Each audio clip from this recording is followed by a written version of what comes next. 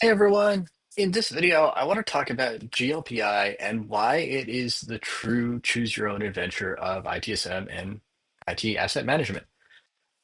If you have questions about GLPI and want to know more, you can find information on how to contact me and how to get a deeper dive, a more detailed demo in the description below.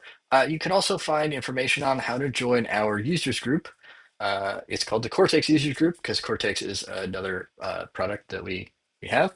But you're more than welcome to join and ask questions about GLPI. We meet every Tuesday at 10 a.m. Pacific. There's a link down in the description to get an invite to that. We also have a Discord server. You're more than welcome to join and ask questions about GLPI there as well. With that, let's talk about why GLPI is the true choose your own adventure of ITSM. So I am going to show some slides. I will warn you, I am not the best at designing slides, but it'll provide good visuals for what I want to talk about uh, today. So let's actually move my face out of the way a little bit. Not that.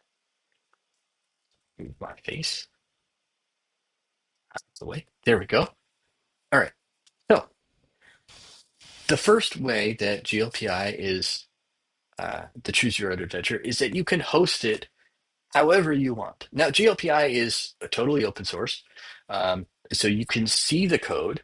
You can make changes to the code. It's GLPI, of course it's GLPI. It is GNU GPL licensed, which means that you have the four freedoms, right? What is it? Remembering from memory. It is to use it, to modify it, to share the code, and to share your modifications to the code, I believe. Um, and this is no different. You can do that with GLPI. But furthermore, you can host it wherever you want. You can download a copy of the code and self-host it on your own machines, Windows, Linux. Linux is recommended, but you can do it on Windows. You can also do it on Mac, but also not recommended.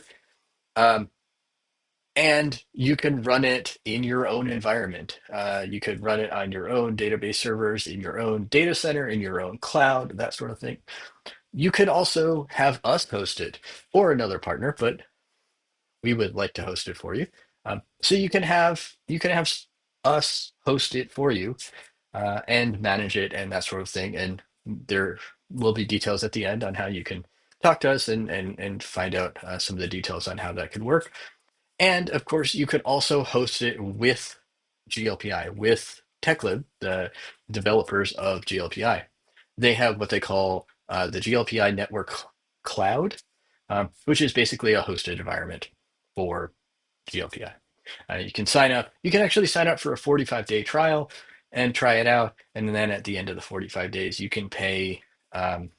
It's basically per agent. You can go through a partner to purchase that, even if you run it through GLPI Cloud. You can also just go directly through GLPI if you don't want any of the benefits that working with a partner provides.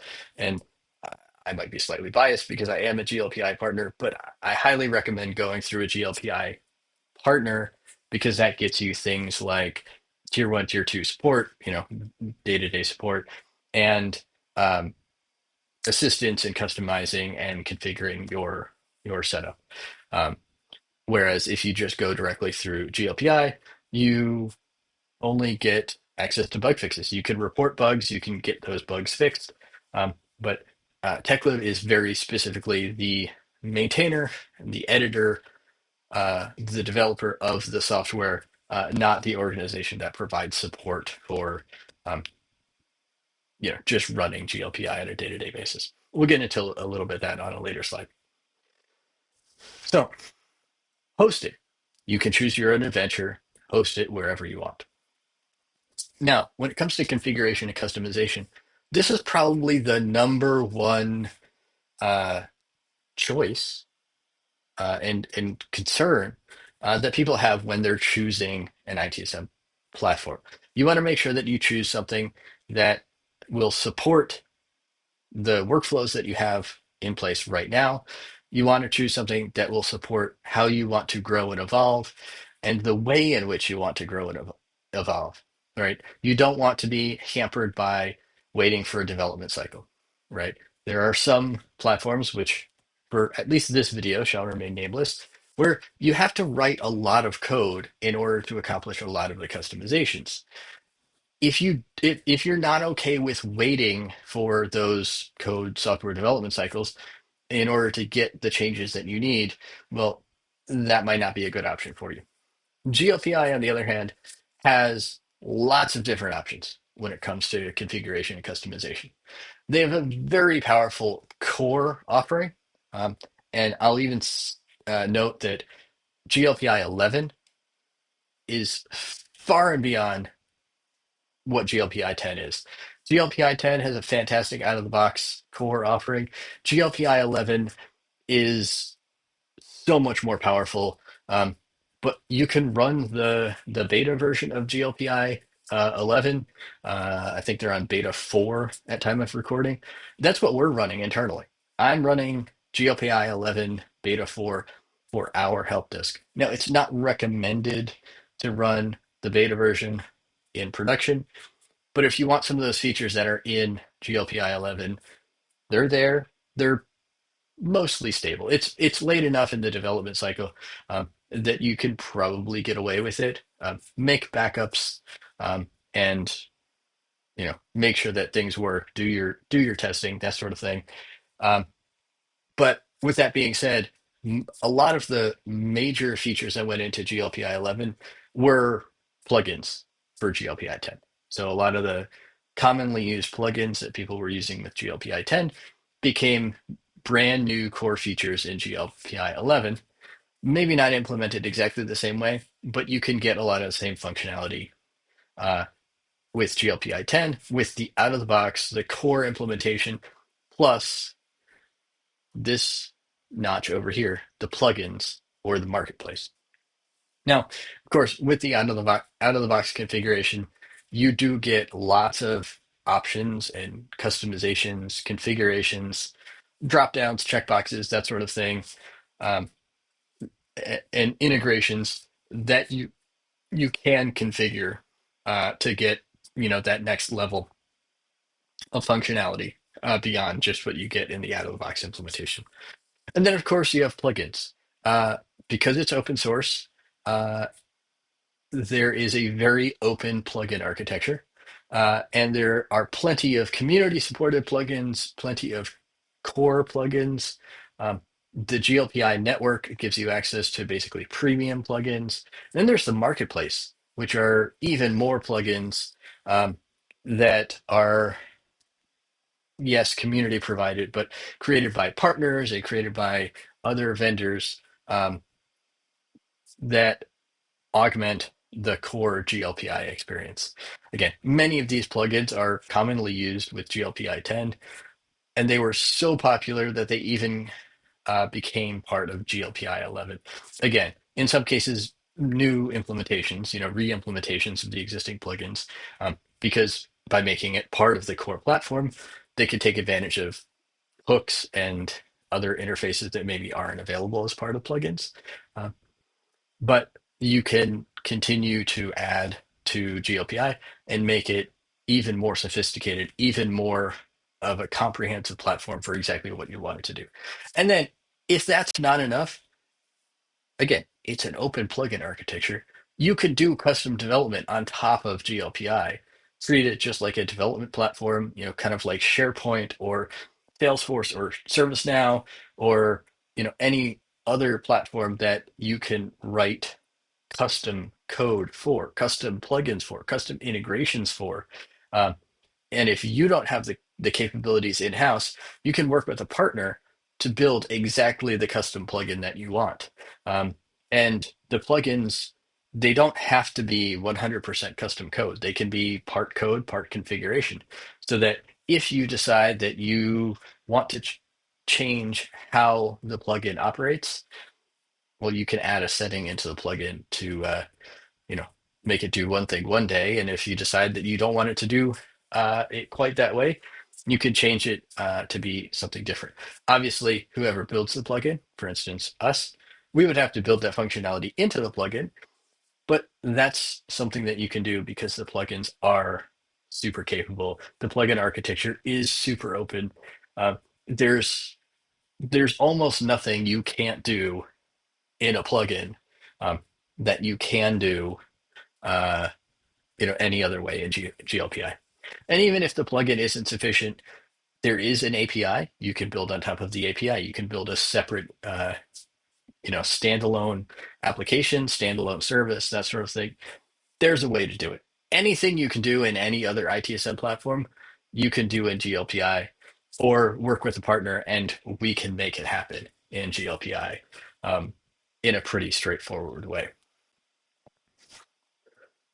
Now, of course, I talked about support. I talked about tier one or tier two support and how GLPI TechLib, the developer of GLPI, is specifically the developer and doesn't provide day-to-day support.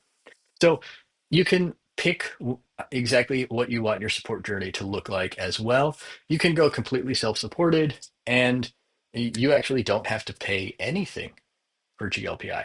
You get, you know, community support. You can go to Reddit, you can go to the support forums, you can go to, whatever is available to you on the internet, um, and get the support that you need. Uh, if that doesn't help you, um, then you can go to the GLPI network. And that uh, allows you, it gives you access to some of the marketplace, some of the premium plugins, and also gets you access to GLPI as the developer. If you come across a bug, you can report a bug, and it goes to the backlog, and it gets treated as part of the normal software development process. And that's one of the perks of being a member of the GLPI network. Then above and beyond that, you can get partner support. So again, TechLib doesn't provide day-to-day ongoing support of your running instance of GLPI. You do get access to some level of support if you're running in the GLPI network cloud, right? Obviously, if your instance goes down, that's an issue. They do support that. So they support the hosting aspect. Uh, but if you need help configuring GLPI, if you need help installing plugins, that's all done through partners like myself. So partner support is a separate package. We provide support packages, or we offer support packages. We also offer just hourly support. If you just want to buy, half an hour of our time, we can work with you to either look over your shoulder while you do some configuration, or we can do custom configuration, custom software development, those sorts of things. The more extensive the project, the more we'll want to discuss exactly the parameters of what we're working with, what we're dealing with, that sort of thing, of course. But all that to say, this is very much a sliding scale as well. On the very far left end, um, you have, um, sorry, on that end, right? You can do everything yourself. If you don't want to pay a dime, you can do everything yourself. If you want to pay a little bit more and get access to more of the perks and more of the um, premium plugins and that sort of thing, you can pay a very, very reasonable fee to be part of the GLPI network. Uh, a little bit further than that, you can get access to um, GLPI uh, bug fixes and that sort of thing. And then, of course, you can scale up as much as you want as far as partner support, um, custom configuration, custom software development, implementation services, those sorts of things. Um, as much or as little as you need. And of course, all of these sliding scales, all of these spectrums are independent. Well, to a certain degree, right? Obviously, if you're in the GLPI cloud, you kind of get the GLPI network because they're kind of one and the same, not exactly one and the same. But the GLPI cloud is part of the GLPI network. Um, but that doesn't, if you do that, you're not required. to install plugins. You can just use an out-of-the-box implementation if you wanted. You can do some configuration. You don't have to do custom development. If you do, that falls under partner support. So there's some overlap between some of these spectrums, but realistically, you can choose your own adventure. You can go the entirely self-supported route, and work with some plugins. You can join the GLPI network, not get a partner support package, but then still engage a partner like myself to do some custom implementation here and there if and when it's required, right? So with that, we're not actually going to do a demo today, um, but if you're interested in getting involved with GLPI network, GLPI cloud, doing some implementation projects, would like a little bit of support, you can contact me through my email address, or that is the main phone number for Synapse Software. Um, and if you find me on one of the online communities that I'm involved in, I'm typically always listed as B Parks. Certainly, our Discord server, I'm listed as B Parks, and our Cortex users group, of course, I'm listed as myself. But we have that every Tuesday at 10 a.m. Pacific time. And with that, I'm going to sign off from this video. Um, that is GLPI in a nutshell, the Choose Your Own Adventure ITSM platform. I'm really excited about GLPI. I think if you're looking for something that scales from tiny organization all the way up to massive enterprise, and you want a platform that can support everything in between, GLPI is it. Let's talk. Let's answer your questions and get you a demo. Thanks for watching, and I will see you in the next one.